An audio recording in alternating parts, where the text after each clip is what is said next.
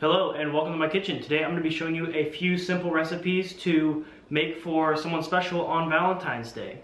So first off, we're going to start with ramen. The real thing I'm going for here is super cheap meals. So if you don't have a whole lot of money, ramen. If you're a college student, ramen. But I'm going to make it fancy, so try and keep up. First thing you want is a red pepper. And cheap knife, cost me like $3. Go ahead and cut this up. Make sure you wash it first. So what I'm going for is I want slices that are going to be about an inch long, inch and a half long, and bite size. Maybe something like that. Seems about right.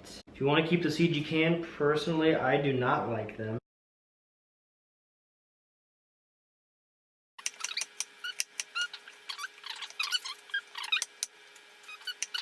Now the important thing to remember here is that I am making this for just myself, so you're going to want to double everything that I do.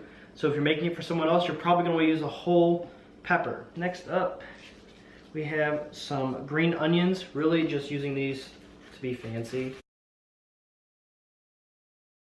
So this is everything that's going to be going into your pot, just to make everything fancy. I also have a little bit of oregano over here. And then you're going to want, personal preference, I'm going to put 2 eggs in with mine.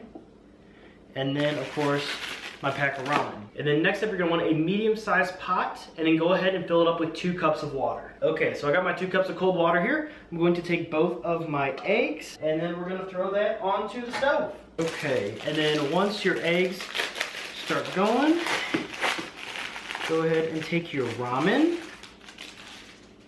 and drop that in there as well. Make sure to save your flavor packet, and then we'll also take all this and dump that in there as well.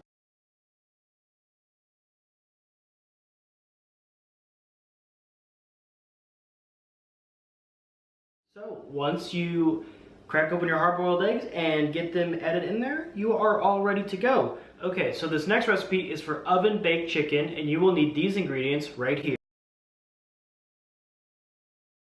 So to start off, preheat your oven to 425 degrees, and then go ahead and grab your chicken. Okay, so the first thing you want to do is preheat your oven to 425 degrees Fahrenheit.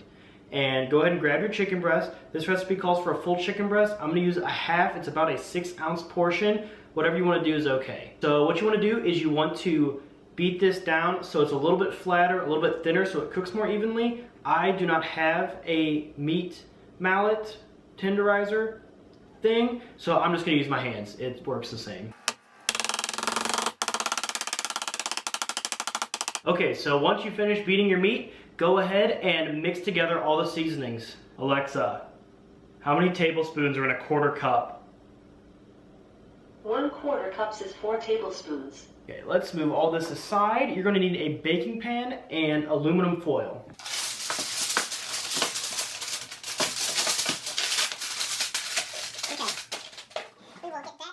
Take your chicken, drop that onto there, and then you're gonna need a little bit of olive oil. Just kind of drip it on top.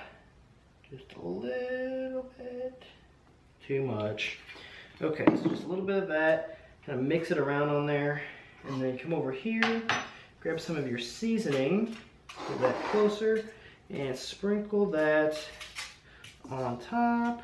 Okay, so now that we got our chicken all ready to go, we're gonna wait for the oven to be done, and then we're gonna cook it for 18 minutes. Alexa, timer for 18 minutes. 18 minutes, starting now. Okay, so I know that chicken looks really ugly, but I gotta say it's probably the best chicken I've ever had.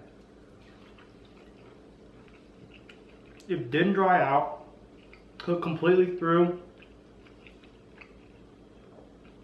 The brown sugar keeps it sweet, the garlic and the oregano and everything, super good. I'm gonna make this for myself all the time now. It's great.